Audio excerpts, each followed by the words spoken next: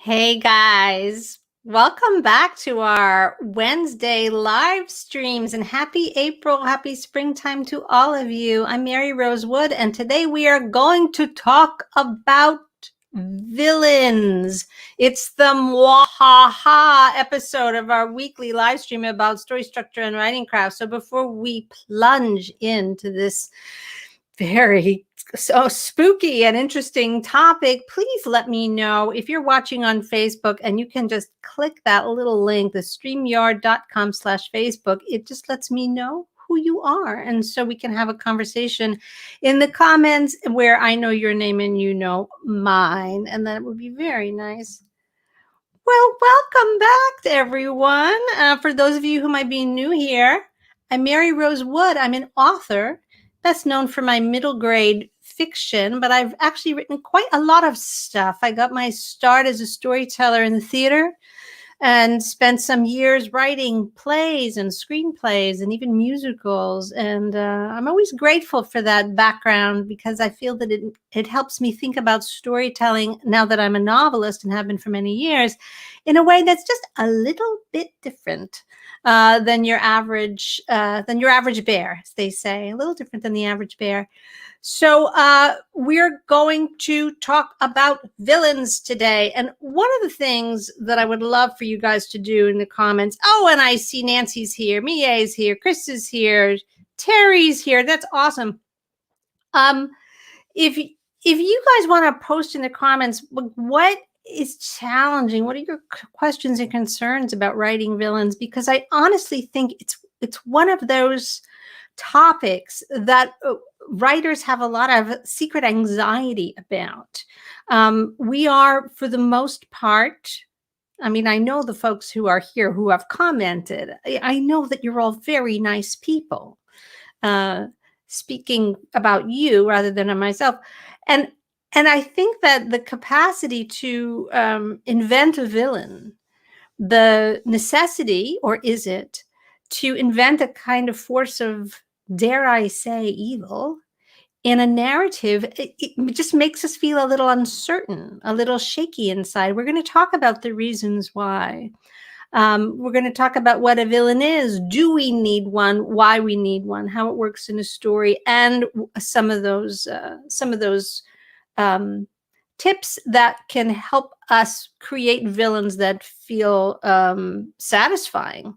Just the same way our hero needs to really be satisfying for the reader. So let us talk for a moment about the idea of a villain. And I use that word on purpose, right? It's not just a bad guy.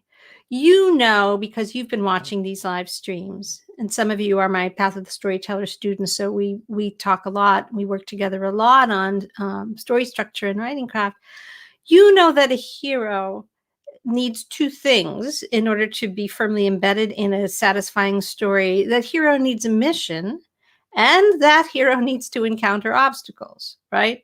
A hero who has a mission and there are no obstacles on the way to that mission, that's just a hero who has a to-do list, right? That doesn't feel quite like a mission. That's like, oh, must put the wash in the dryer. Boom, that's my mission. I did it. There were literally no obstacles. What next, right? Story's over too quick. A mission has to be something that has some meaning, but mostly it has to have obstacles in the way. It has to be the kind of challenge that the hero that we offer our readers at the beginning of a tale, it's not a given that they're going to be able to do it. It has to feel somewhat out of reach. It has to be really the kind of thing that in order to accomplish it, the reader understands on a deep level. This hero needs to go through stuff. This hero needs to change. The hero that we meet at the beginning is not really capable yet of pulling this off. They're going to have to go through a challenging development, a series of tests, trials and revelations, as the wise Joseph Campbell says, in order to become the person who can actually accomplish this mission. So our job as storytellers is inevitably concerned with creating forces of negativity, no matter how positive and optimistic and chipper we may be in real life. When we sit down to write a story, we have to concern ourselves with forces of negativity, things that are in the way, stuff that holds the hero back. And one of the things that may, in fact, hold our hero back is that there may be a character or characters who are actively in their way, who are saboteurs, who are trying to stop them. So these characters can turn up in all kinds of ways. They might be minor characters. We can call them henchmen, if you will, right? We can just call them saboteurs. We can call them a lot of things. But what makes one of those characters rise to the status of the villain is something special.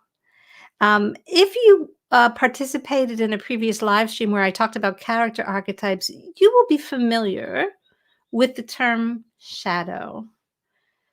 The shadow archetype is something that is different in both scale and kind than just an ordinary bad guy, henchman, obstacle, saboteur. The shadow is a symbolic representation, if you will, of the hero's own worst self, their own most dangerous tendencies, their own unexpressed pain, whatever mess is buried deep inside the hero, so deep that the hero themselves may be not only oblivious to it, but kind of actively in denial. Maybe in heated denial, maybe in a kind of a neurotic refusal, right? It goes deep. And I think we can all think of many examples of that. But when people have stuff, wounds that cause them to be bitter, closed off, unsympathetic, driven by questionable drives or values, the pain and the wounds and the causes and the trauma that lies underneath all of that is often quite suppressed. Often heroes are being representatives of the human experience. Our fictional heroes have all of those same traits that people do. Nope, I'm fine. That's not it. That's just who I am, right? There's a lot of denial sometimes. And these things that float to the surface, they must float to the surface in order to be resolved. So this is the subtle, or sometimes not so subtle, therapeutic process that goes on over the course of a narrative. But it's not therapy, is it? Because it's a story. If we go through a journey of transformation in life, we may have, it may be slow, and it may involve a personal development of some kind, whether it's a spiritual practice, a therapeutic relationship, some adventure that we go on, some challenge that we give ourselves in order to get, further on in our own potentiality, in order to blossom as human beings. We're lucky if we can take those journeys. We probably will take many of them in the course of a lifetime. In a story, we're drawing a little frame around one such journey on behalf of a fictional hero of our own creation. So it's also our job to provide that shadow. What is the thing that they're trying to conquer, that they're trying to get past, that needs to be brought to the surface? Now, because it's a story, there's all kinds of possibilities about how that idea, this shadow idea, can get expressed.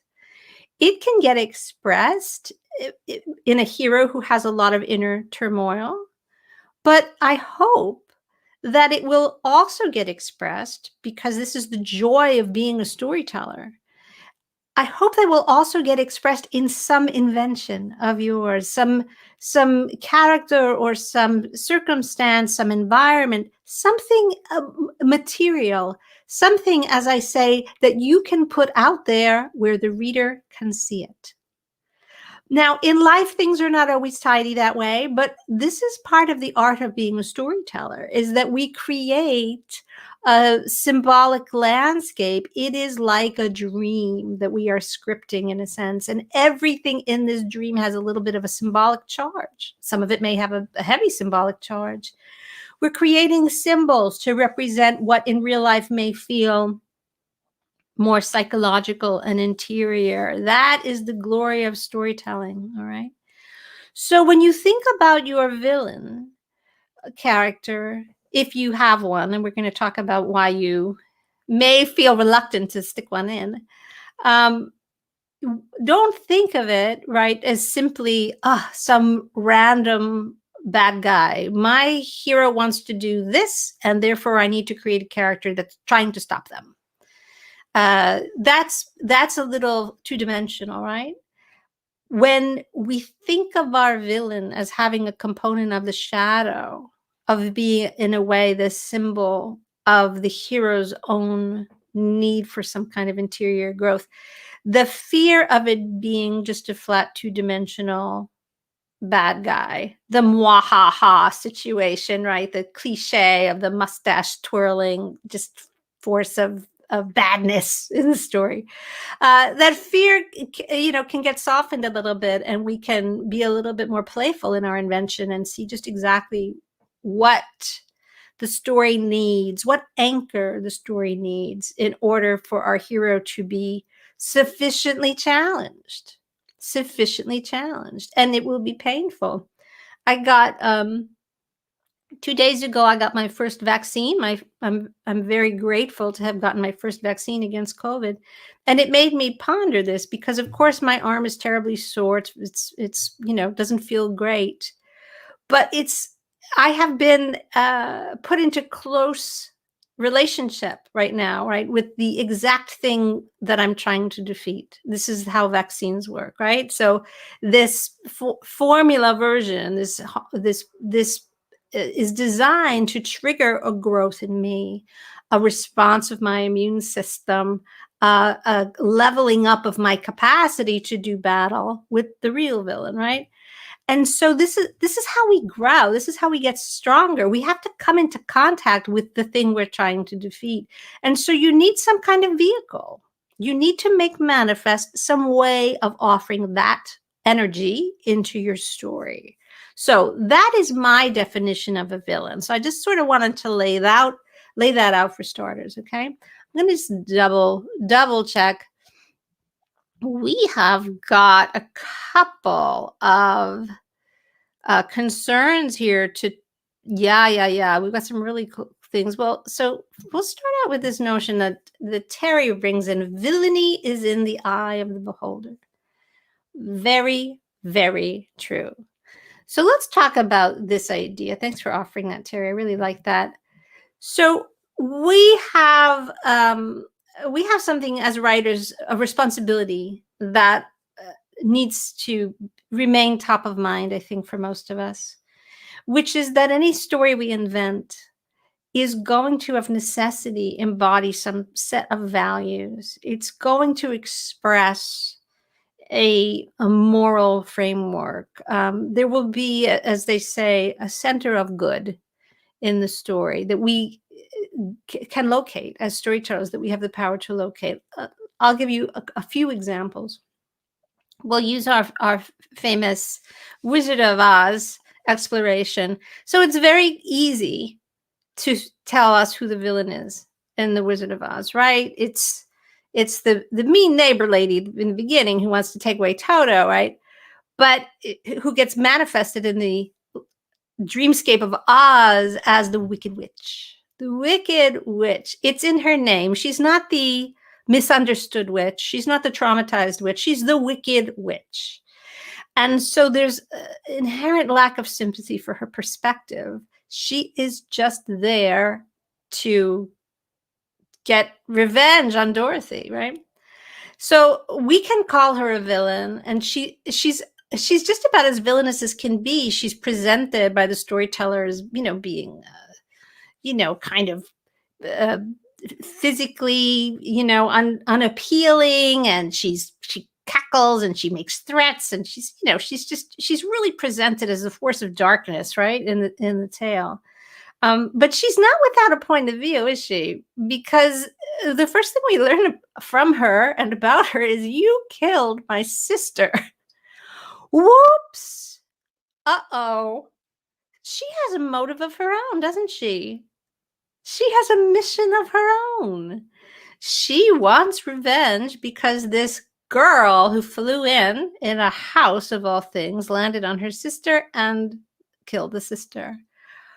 Oh, so there is another side to the story, isn't there? Now, those of you who are musical theater fans or literature fans may be familiar with the novel Wicked, which was made into a very popular Broadway musical. The novel's by Gregory Maguire, and it sort of takes up the task of imagining what it was like to be this Wicked Witch. What was she like? What's her side of the story? There's actually quite a lot of novels that writers have written that come from the impulse to ask that question: what if the villain of the well-known tale were actually the hero? And so they write the alternative version, the alternative history. It's been done a bunch of times. It's a very fascinating thing to do.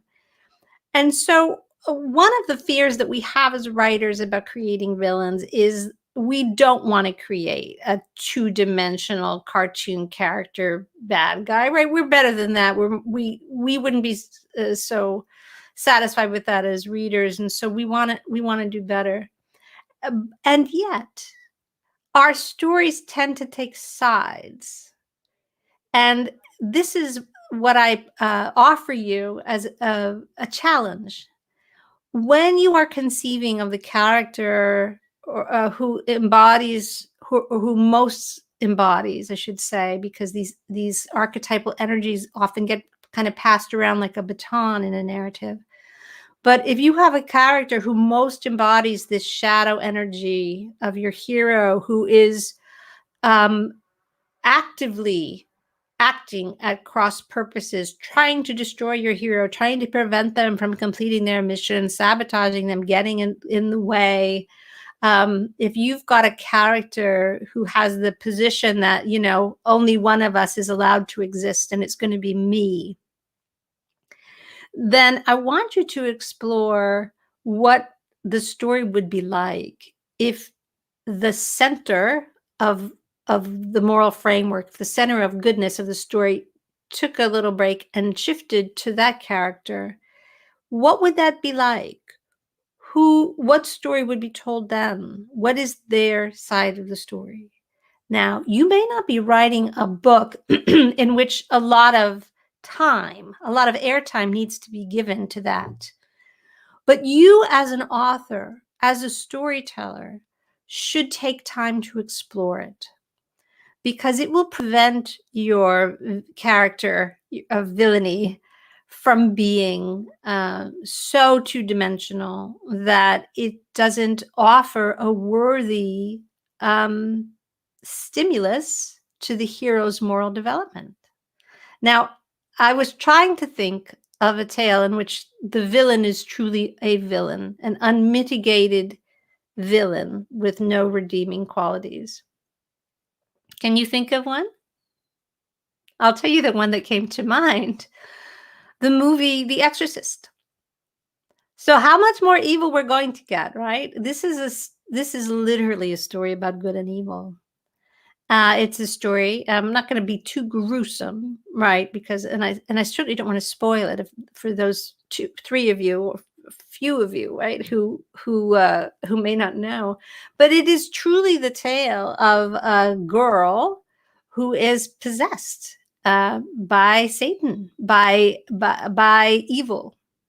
This is a moral framework in which evil is an actual force, pure evil, unmitigated, unmotivated evil. Does that mean that the story is flat, cliche, a cartoon? Far from it. What a story like that demonstrates is that even on the rare occasions that you might have a villain who has no nuance whatsoever, who's just evil, The complexity of your hero's response is what matters, because the story is about the hero's journey of change. If a person who has lost their faith and goes through a complex spiritual crisis, when confronted by the possibility of pure evil, and has a transformation of consciousness and makes an ultimate sacrifice, that is a complete and very satisfying hero's journey. It might have been provoked by a very concentrated, um, in a sense, two-dimensional vision of what a villain can be. But it doesn't make the hero's journey any less nuanced or complicated, because the hero's journey of transformation that's why we showed up. That's what we're here for. So you can think about those options. You can think about to what extent your bad guy character, see my big air quotes for those of you who are not looking, your bad guy character has a version of the tale in which they themselves are the hero on a mission. Or you can even play with the idea of a villain who is motivated, who is not even motivated, who is just exuding evil. It's a very different example, but the enduring, popular middle grade book, A Wrinkle in Time, has a villain who is evil. And this is also a book that has a strong spiritual underpinning. And that evil is depicted in this kind of Star Trek type image of a sort of disembodied brain, which always makes me laugh. But it's really referred to just as evil, force of darkness, just the dark side of existence, the lesser impulses. It's not given a motive. It's not even really a character. It's just seeking to destroy. It's just a destructive force. And yet, an enduring tale written for the kid reader, let us not forget, that, includes wonderful scenes of joy and redemption. So that's another possibility. People talk about the Harry Potter series, of course, because it's so popular, and it has this quality of being a battle between good and evil. And for most of the series, which of course is very long and unspools over a number of novels, it does feel that way, right? It feels like there are good guys and bad guys, and our hero, the hero that the author has given us to relate to, is the good guy, and we are supposed to be on his side, and we are.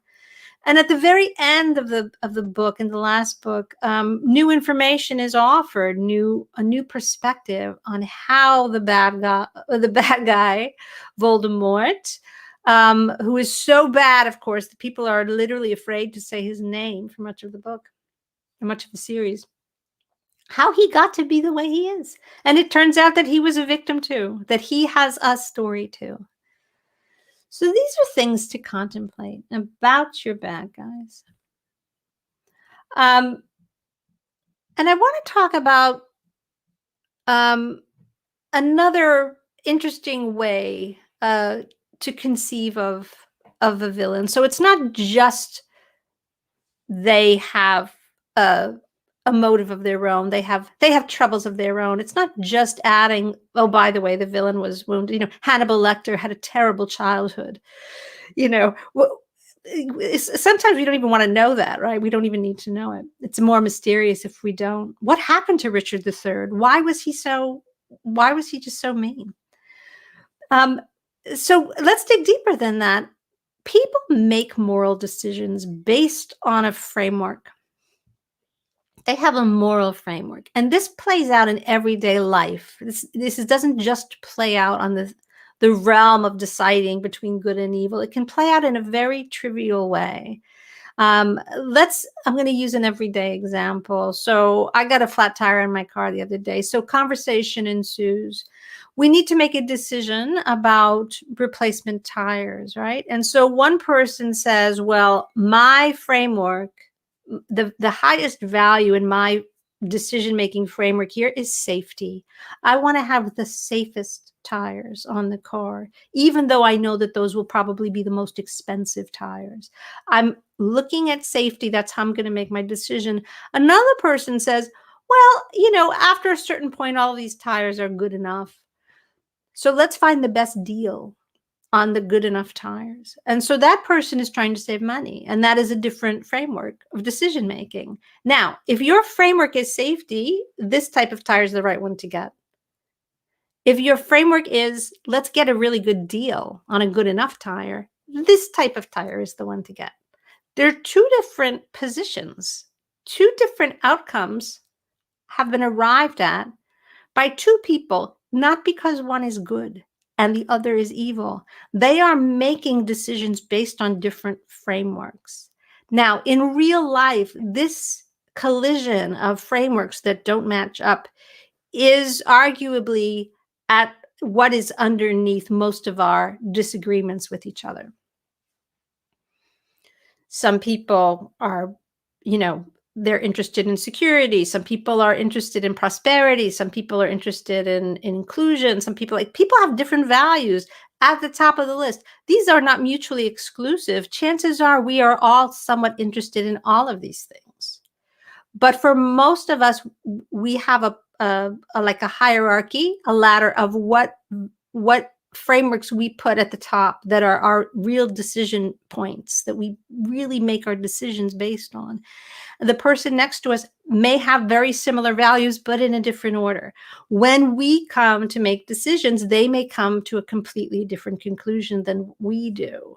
That is because of the different frameworks that we bring to the problem. Here's the trouble. When we forget this and we look at the person who is now arguing against what we believe to be the right course of action and arguing for their course of action, and they see us disagreeing with them and the conclusion that they've drawn, how easy is it? I ask you, how easy is it to start to say that person's bad? I don't know what's wrong with that person. Something must be wrong with them. Can't they see it? Can't they see how wrong they are? That kind of collision of frameworks can metastasize very, very easily into a perception, not a reality, but a perception that we are good and they are bad. And guess what? While we're drawing that conclusion, they're drawing the same conclusion about us, that they are good and we are bad. This is not a matter of good and evil. This is simply a matter of what the moral framework is. So, storytellers, guess what? You can use this way of thinking in your story. When you create a character who is potentially the villain of the piece, ask yourself, are they evil? Is this the exorcist? Or is this simply a character who is operating along a different moral framework than my hero? And if that's the case, as a storyteller, how much do I want to keep the nuance of this alive for the reader? Do I want to bring the reader into the debate? Do I want to leave some questions unanswered and let the reader say, well, I could see their point, and I could see the hero's point too. Interesting. How much of that do I want to leave open? We get, as storytellers, we get the power to turn these dials any way we want. We may choose to write a tale that is very firmly takes a position, a moral framework that we believe in. And that although there may be characters who get in our hero's way, not because they are evil, but because they are operating from a different moral framework, we don't give them too much airtime. We don't take their perspective that seriously, but maybe we could. Maybe we could add a little bit more nuance, a little bit more of a debate. Maybe we want to write the story that people close the book at the end and need to talk about it with someone because they themselves are struggling to make up their minds about what happened. Those books, can be really fascinating. So these are some really interesting ways to think about how to incorporate the shadow energy in a villain character. Do I think that it's necessary to locate all of this in a single character? No, it's not necessary. There are no rules in art. It's not necessary for you to create one figure who embodies all of this. But I do suggest that you not be afraid to do it. Don't fall into the trap of thinking that creating a character who embodies this alternate moral framework is somehow a shortcut or just an easy way. Think about the complexity of having that. You've got a hero, right? You've already created this fictional hero. That's one character that embodies the human capacity for transformation and our need to, continually be in a state of becoming. That already is a bit of a construct. Your villain operates the same way. Your villain can be a wonderful symbol of the complexity of encountering the shadow, of confronting the fact that when we think we're right, there's somebody out there who's like, yeah, but you killed my sister. So what are you going to do about that? Right? Life is like that. See, this is true. I always feel that when something is true of life, true of the human condition, it must be appropriate for storytelling. It must be something that we can rely on. So the only way you can really get into trouble with a villain, or I should say the only way, but the main way you can get into trouble with a villain is if you decide to resort to a shortcut, which I don't think anyone here is going to do. I think this is exactly what we want to avoid, right? Picking some stereotypical figure, some villainous, cartoon figure, and just sticking them in for convenience sake, so that there is a bad guy. This can be offensive, and it's lazy, and it doesn't do your artistry justice. It doesn't respect your reader, and it doesn't allow your hero to have a real journey of change, because if their moral frameworks are not challenged in some way, how much are they going to grow?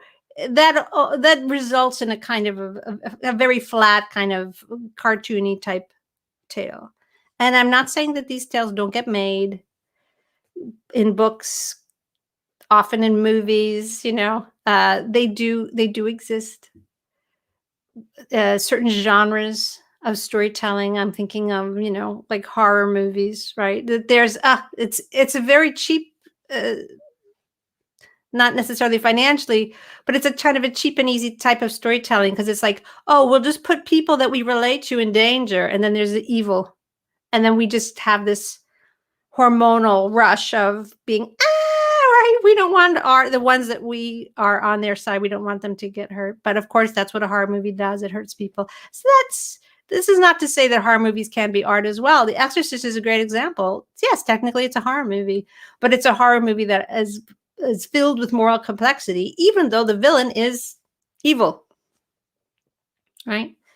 Let me take a moment to just stop in and see these great comments. All right. Hey, Nancy, I'm going to bring one of your comments to the forefront. Actually, it's sort of a two-parter. So here we have our writer, Nancy, who's saying, my villains are too scary and it's hard to be nuanced. Well, too scary, it sort of depends, right? I mean, what could be scarier than the villain in The Exorcist? Who's scarier than Hannibal Lecter? Who's your reader is the question you must ask yourself, Nancy. Is your villain too scary for your target reader? That is something, as someone who writes for young readers, that I consider.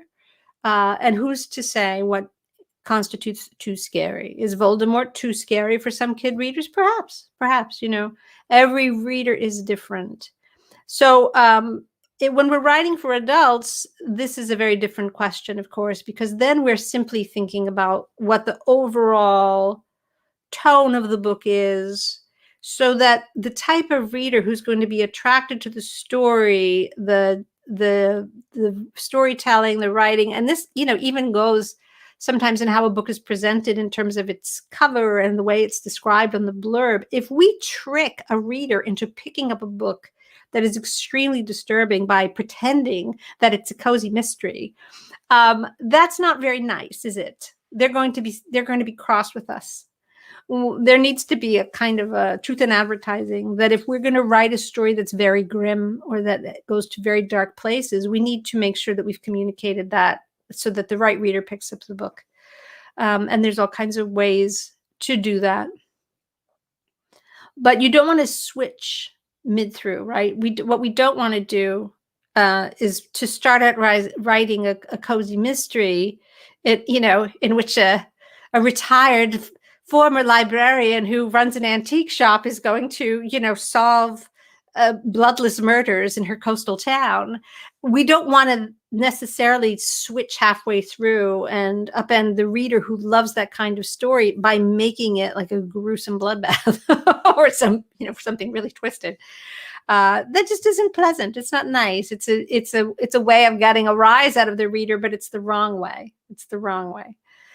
Nancy, I hope that some of this discussion about shadow energy and about competing moral frameworks will give you a little something to think about in adding nuance to your villains. And I hope it does. Leave a comment if you've got any follow-up questions about that.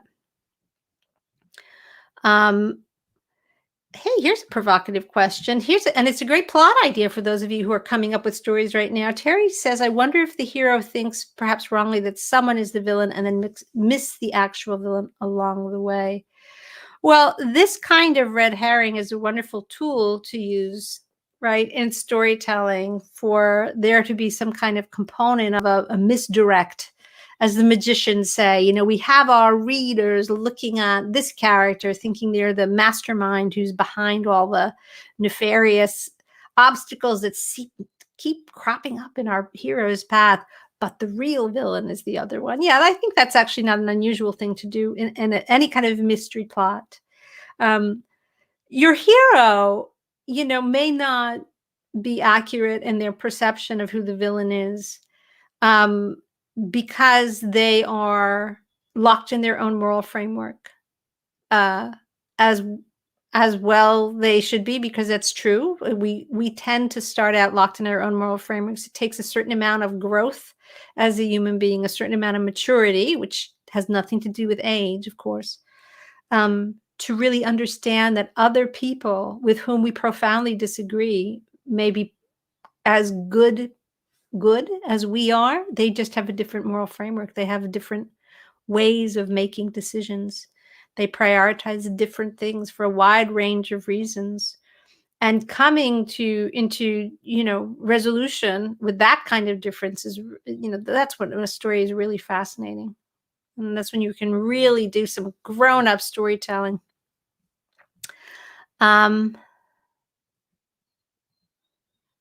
Here we go. Very good. I'm glad that was helpful. Jaren corrects me. I think I'm so glad you're here. It's nice to see you, Jaren. That I said that some of the information about Voldemort was at the very last book of the Harry Potter series, and I think you're saying it was revealed in the penultimate book. Am I right about that? Yes, I think you are correct, actually. So the nuance starts seeping in the third act, right? But when you've got a very long series, the third act, it could start in book 6, and not just in book 7. Really, really great. So I just also wanted to wrap up with a few of what I think might be the obstacles that people encounter. And you've already mentioned some. The impulse, if maybe you have the impulse to make your villain just really scary and lacking in nuance, that you like the idea of a real villainous bad guy and that you want to stick that in. And so you can decide if you feel that maybe more nuance would make your story better. Not just for the reader, but a more rich journey of transformation for your hero. So that is something to think about. But I do think there are some writers who have the opposite problem that Nancy expresses, which is that we may be so reluctant to fully imagine the moral framework of the character that we have decided is the villain, that we just don't want to go there. We don't want to sympathize with them. It's disturbing for us to put down our own moral frameworks and get inside the skin of our villain and try to explore what might be motivating them. And this is one of the aspects of being a writer of fiction that we have to be honest about.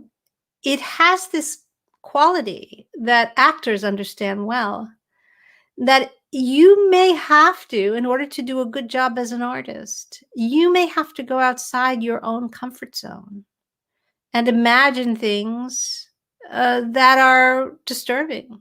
You may have a hard time shaking off the day's work when you're done if you're writing a character who is in a very dark place. Um, that's true in general. All kinds of psychological states can be really difficult to write. We have to imagine ourselves into the predicaments that we put our heroes, right? But this is the job, and it's important to remember that we get to stop. We get to stop, make a cup of coffee, go out in the garden, pull a few weeds, shake it off, and get on with our day, and take seriously you're doing this for your reader. That's who you're doing it for. You're taking the time, you're cloaking yourself in the appropriate energetic defenses to go onto the dark side to tell this story, and this story is ultimately going to be a benefit to your reader. But the parts of it where you've got to write the heavy stuff, the really dark stuff, where you've got to imagine the worst that people are capable of, it's not going to be easy. And it shouldn't be. And that's what I want to say to you. I do believe that some writers shy away from villains because they just don't want to go there. If that is you, just know that that's perfectly fine too. But take it under advisement as to the kinds of stories you want to write. I myself love to write comedy. It doesn't mean that I haven't written dark things. It doesn't mean that even some of my quite funny books have not had villains in them, or go dark places, or explore pain and trauma and all these other things. But you don't have to write The Exorcist. You can write a wonderful Jane Austen novel. There's as many tones and types of stories and readers and authors. It's a beautiful kaleidoscope. There's as my dear mother used to say, there is a lid for every pot. You must write the stories that you love. You must write the kind of stories that you really enjoy, and offer to your readers those kinds of stories, and trust that you're going to have readers for that. You don't have to make your story different than just because you can look and say, oh, well, horror is really popular right now, I'm going to write a horror thing. Like, if you don't have it in you to write that, but don't feel that you have to. You can write whatever kinds of stories give you joy, and they will give the readers joy as well.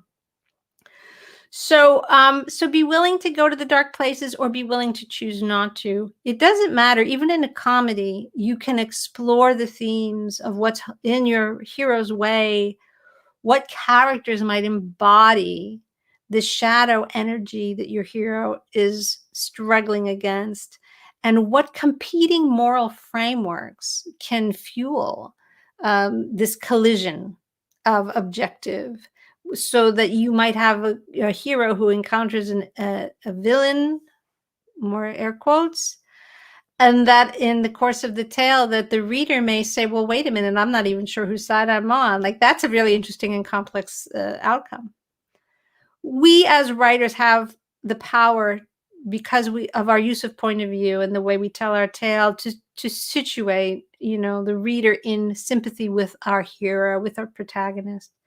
But it doesn't mean that we leave out the other side. And I'm going to conclude with one of my go-to examples for this type of tale, which is a wonderful short story by Rudyard Kipling called Rikki Tikki Tavi. Those of you who know it know that it's the tale of a baby mongoose who's washed out of his burrow by a flood at the very beginning, ends up in a garden of a bungalow, in which a British military officer and his family, his wife and his son, have recently moved in a military encampment, and promptly discovers, this little mongoose, Ricky, promptly discovers that there is not one but two cobras living in the garden. And we are quickly led to understand that if you're a mongoose, your mission in life is to kill and eat cobras. The mongoose and the cobra are situated as mortal enemies in the moral framework of this story. You can't have a mongoose and a cobra in the same garden. It's like it's me or you. It's one of those situations.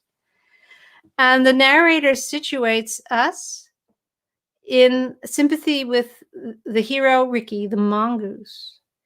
And so, as a consequence, the cobra is the villain.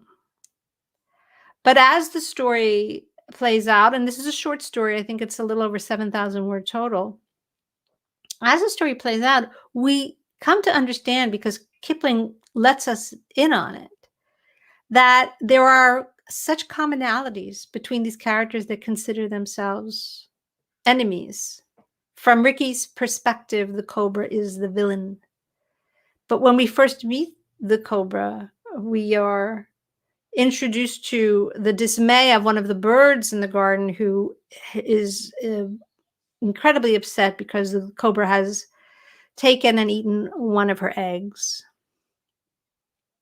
And we watch as Ricky and this human family, who basically rescued him from death, he had almost drowned in this flood, is Ricky gets attached to them and takes them as his own family, as he gets emotionally attached to them. That we then end up with the climactic scene in which Ricky is defending his family, the humans, and the cobra is defending her nest of eggs. And we have to decide, right? Are we willing to ignore the fact that this was her garden, right? This is where she has her family. As upset as we were on the side of the bird, who was so upset when the cobra took her eggs, are we going to be that upset when Ricky goes into her nest and destroys all of the cobra's eggs? So the parallels, the echoes, are up front and center, because Kipling offers them to us. They're not accidental. They are there on purpose. We end the story with Ricky triumphant. The cobra is killed and all their eggs killed, but also with the warning that Ricky had to spend the rest of his life defending that garden from cobras. There will always be more cobras in the garden. So the complexity of that tale is, even in a very short tale with a very clear hero, we are clearly put on the side of Ricky and his human family. But the cobra's point of view is not omitted. And it would be such a more thin and less satisfying story if it had been omitted. But it's too well written for that. So let's go back to your comments before we wrap up today. Yeah, are the roots of the shadow energy in the hero? Yeah, absolutely, Nancy. Absolutely. What is it that is your hero's Achilles heel, right? One of my favorite examples, as you know, is The Hobbit. And when we meet Bilbo Baggins in The Hobbit, he is the very model of a materialist. He has this beautiful little home. Everything's polished, wooden chairs, brass doormats, clean carpets. The pantry's full of food. He's got silver polished. He's like the little Martha Stewart of Hobbitdom, right? He's just very concerned with his material goods and his status, because that is what hobbits are like. They are, they have to be very conventional. They're kind of trying to impress each other with the quality of their silver. It's that kind of culture among the hobbits.